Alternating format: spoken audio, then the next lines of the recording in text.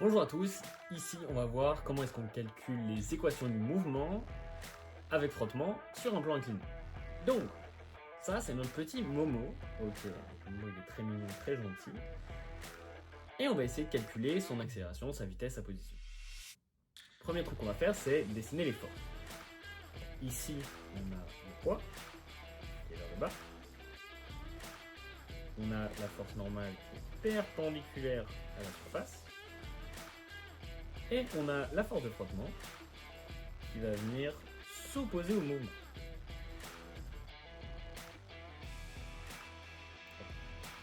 Une fois qu'on a fait ça, on vient tracer un repère.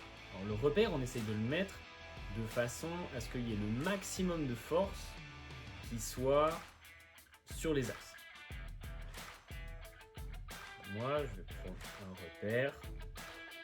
Je vais m'en mettre comme ça.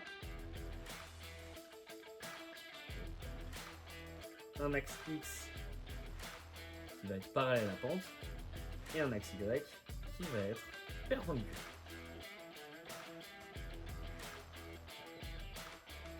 La direction X et la direction Y. Nickel, on a placé nos forces, placé nos repères. Maintenant, on va écrire chacune des forces selon ce repère. On va commencer par le plus difficile. Le poids ici, il va falloir le projeter. Pour ça, non, bouge pas, maman. Pour ça, on va devoir replacer notre angle. Et notre angle, il se retrouve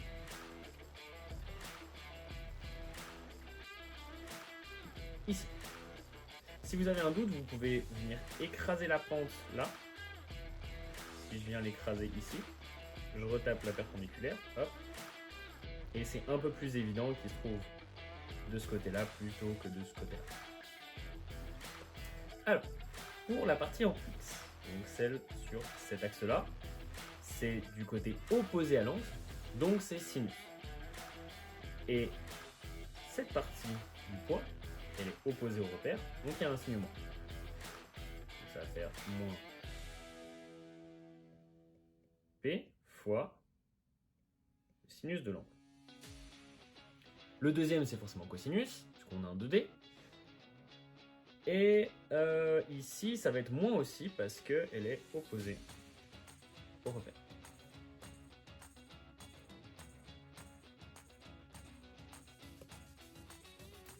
Histoire de simplifier la vie pour après, je vais directement mettre que le poids, c'est la masse fois G. Si vous avez un doute là-dessus, il y a une vidéo sur le sujet. Et on a fini avec le poids, on est très content, c'est super. Maintenant, on va faire la force normale. La force normale, elle est uniquement sur Y. Donc ce sera 0 en X et N en Y. Et la force de frottement, ça va être uniquement sur X en positif. Et la norme de la force de frottement, c'est le coefficient de frottement fois la force normale. Coefficient de frottement fois la force normale. Maintenant, la question qu'on doit se poser, c'est est-ce que c'est le coefficient de frottement statique, mu S, ou mu D, en dynamique. Là, la première question à laquelle on va répondre, c'est quoi la condition pour que Momo il commence à bouger. Donc, il n'aura pas encore bougé, ce sera encore en statique. Je vais mettre un petit mu. On a fait nos forces, donc maintenant on va faire la force résultante, le bilan des forces, la somme des forces. Donc, la somme des forces,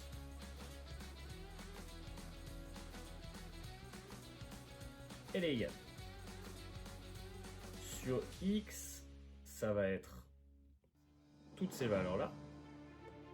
Ça nous fait du moins mg sinus alpha plus coefficient de frottement fois la normale.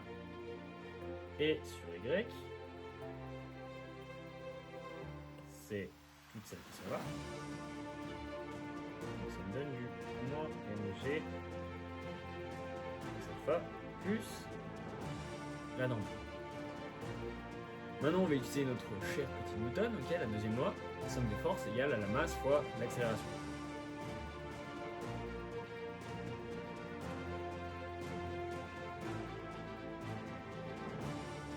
L'accélération, je vais la mettre en rouge.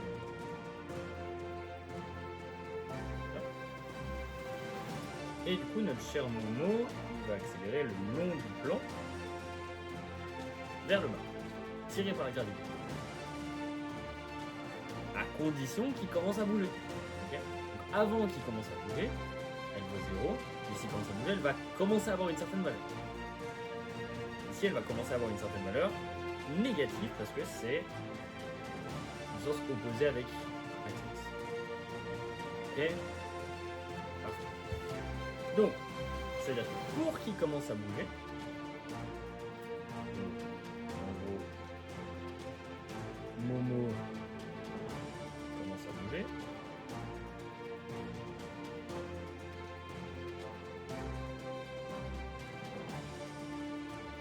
Ça, mathématiquement, ça s'écrit l'accélération est négative.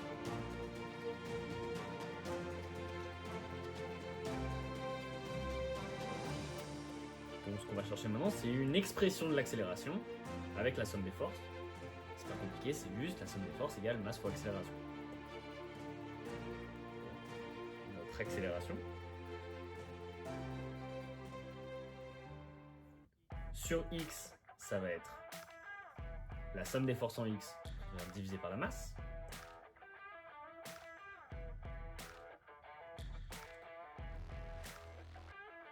Tout ça.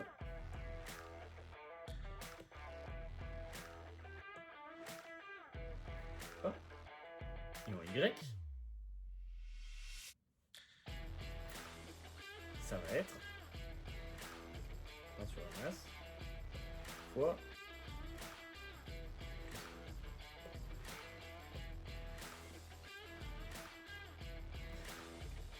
donc là on est un peu embêté parce que on a une inconnue. L'inconnue c'est la force normale.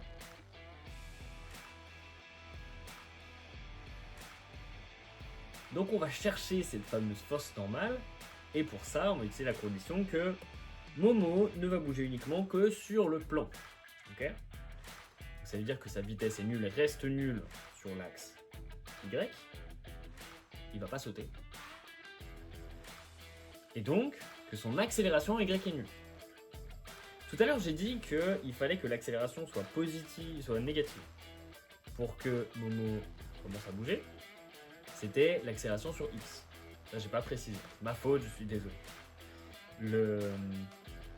Donc, on va utiliser pour trouver la force normale la condition que l'accélération sur l'axe Y vaut 0. Donc on a l'accélération en Y, c'est ça.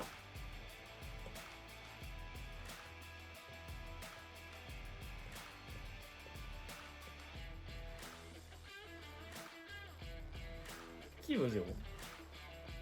Et de là, on peut en déduire la force normale en faisant un peu des maths magiques.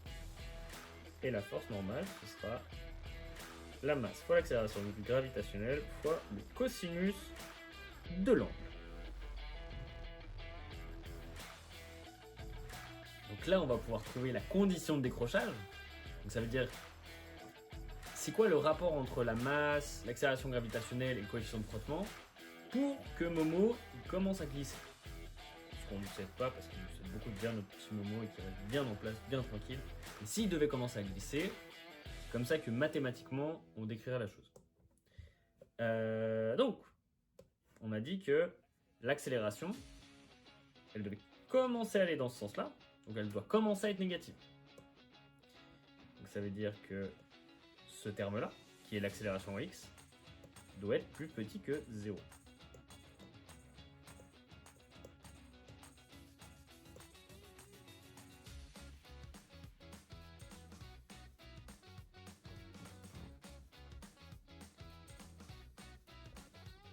On va simplifier. Et on peut simplifier le g. Il nous reste sinus alpha plus cos de alpha. Je fais passer le sinus de l'autre côté et je divise par le cosinus.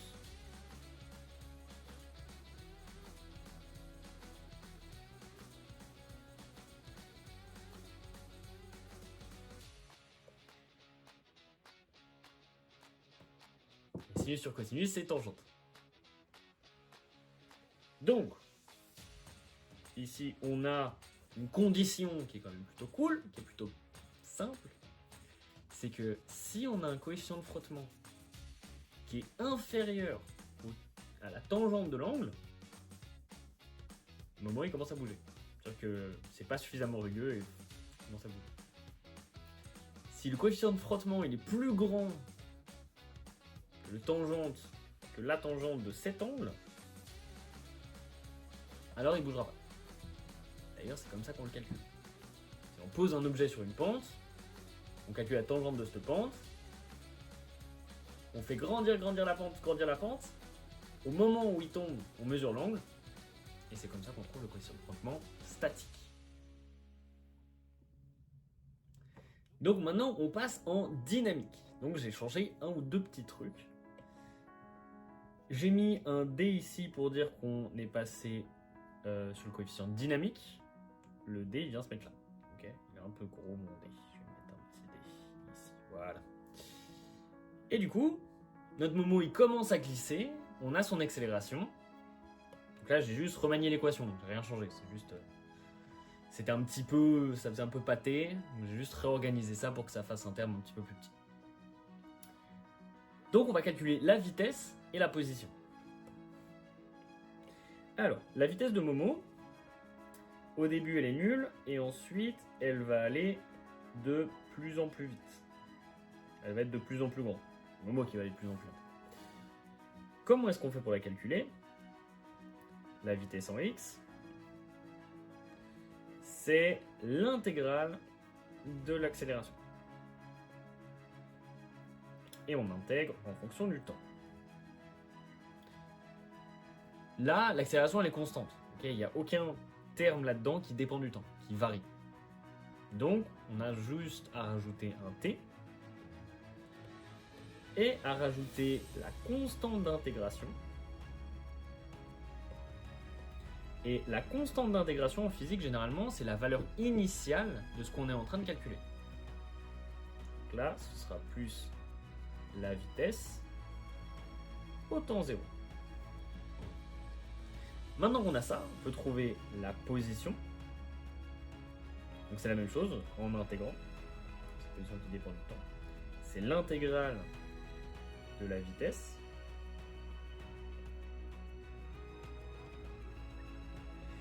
Et là, tiens, j'ai oublié un T ici. Okay. Là, on n'a plus une constante, on a quelque chose qui dépend du temps.